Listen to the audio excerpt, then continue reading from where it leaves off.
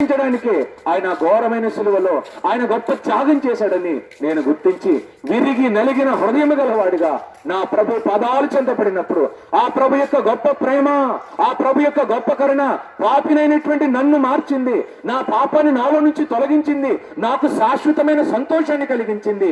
చెప్ప సఖ్యము కాని మహిమాయుక్తమైనటువంటి ఆనందాన్ని నా ప్రభు నాకు ఇచ్చాడు. ప్రియులారా, నేను యేసుక్రీస్తు వారి ద్వారా, ఆయన యందు విశ్వాసం ఉంచడం ద్వారా, ఆయన శిలువ మరణ త్యాగము ద్వారా నా హృదయంలో నెమ్మది, శాంతి, నా ఆత్మకు రక్షణ కేవలం ఉచితంగానే దొరికాయి. ఆ సంతోషం ద్వారా, ఆ ఉచితమైన రక్షణ ద్వారా ఈరోజు నేను సంతోషంగా ఉన్నాను, ఈరోజు ఆనందంగా ఉన్నాను. నేను ఈ లోకాన్ని విడిచిపెట్టినా నాకున్నటువంటి ఒక గొప్ప నిరీక్షణ ఉన్నది. అది నేను నా ప్రభు అయిన యేసుక్రీస్తు వారితో యుగయుగాలు ఉంటానని. ప్రియమైన నా సహోదరులారా, నీకు నీ ఆత్మకు రక్షణ ఉందా? నీ హృదయంలో శాంతి ఉందా? నీ హృదయంలో సమాధానం ఉందా? నీ పాపాలు క్షమించబడ్డాయా? ఒకానొక సమయంలో నీ ఆత్మ నీ దేహాన్ని విడిచిపెడితే ఈ సమయంలో నీ పరిస్థితి ఏమిటి? నేను ధైర్యముగా యేసుక్రీస్తునందు విశ్వాసం ఉంచిన వాడిగా, ఆయన కుమారుడిగా నేను చెప్పగలుగుతాను. ఒకానొక సమయంలో, అది ఏ సమయమైనా, ఆత్మ నా శరీరాన్ని విడిచిపెడితే నాకు ఒక గొప్ప నిరీక్షణ ఉంది.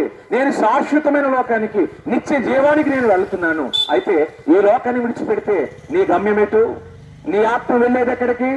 మనం యేసు ప్రభువాన్ని సొంత రక్షకుడిగా అంగీకరించక, పాప క్షమాపణ పొందక, ప్రభు ప్రేమను మనం తృణీకరించి ప్రభు యొక్క క్షమను మనం అందుకోకపోతే ఒకానొక సమయంలో ఈ లోకాన్ని విడిచిపెట్టి వెళ్లాల్సి వస్తుంది.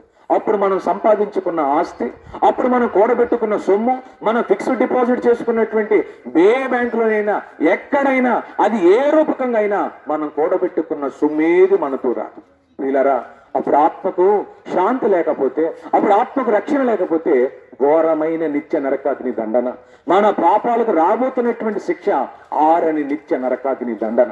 ఆ ఘోరమైన నిత్య నరకాగ్ని దండన నుంచి విడిపించడానికే ప్రభు అయిన యేసుక్రీస్తు వారు ఈ లోకానికి వచ్చారు. కనుక మేము ఈ స్థలాన్ని విడిచి వెళ్ళక ముందు